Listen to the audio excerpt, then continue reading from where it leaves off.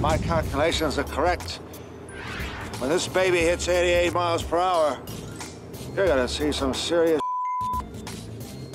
If we have to pick a king of the 80s, Michael J. Fox would be a good candidate, don't you think? Coming in at number 18 is the Back to the Future trilogy, and this owned us in the 80s, all three of these movies. Yeah, Michael J. Fox was my guy.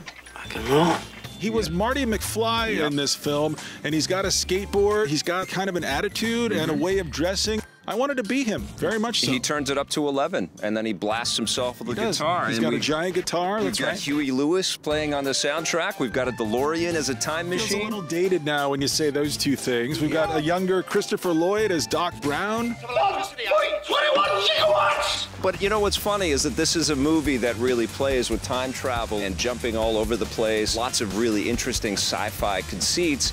But now it is also a time capsule in and of itself, this series, you know? It really gives us a sense of what movie making and the craft of movie making, especially with these event-type pictures, was back in the 80s. Well, I remember when this came out on Blu-ray, you and I rushed to the store. We both bought our own copies for some silly reason. And then we made this kind of running joke between the two of us, like, why did we buy this? We're never going to sit down and watch it. You know what? I sit down and watch these movies far more often than I ever thought I would. In fact, let's take a look back at Back to the Future, the trilogy on the show. I think it's one of the great adventure stories, and I think if there are kids growing up today, this would play to them, even though it's set in 1985 as the present. Yeah. It still plays so well. It's classic filmmaking that really works. Michael J. Fox is amazing. The other thing you realize when you watch special features, if those of you out there that didn't know this, I did not know this, Eric Stoltz was originally cast. Not just originally cast, but they shot for 5 weeks with him. 5 full weeks, and they show you that footage of Eric Stoltz playing the character, and it's so bizarre to see him in that iconic role that became Michael J. Fox. What if? It's such a great gift for somebody. I would love to receive this personally. I think it's such a great thing to have in your Blu-ray collection. I think it's highly collectible, totally worth owning. Today, we're talking about Back to the Future Part 2, which of course, when I was a kid, was my favorite Back to the Future. Because you get to go to the future! Yeah. 2015?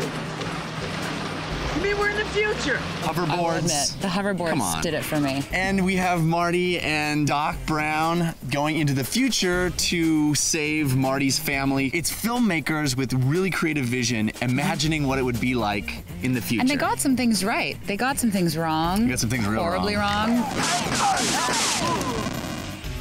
You mean you have to use your hands? That's like a baby's toy.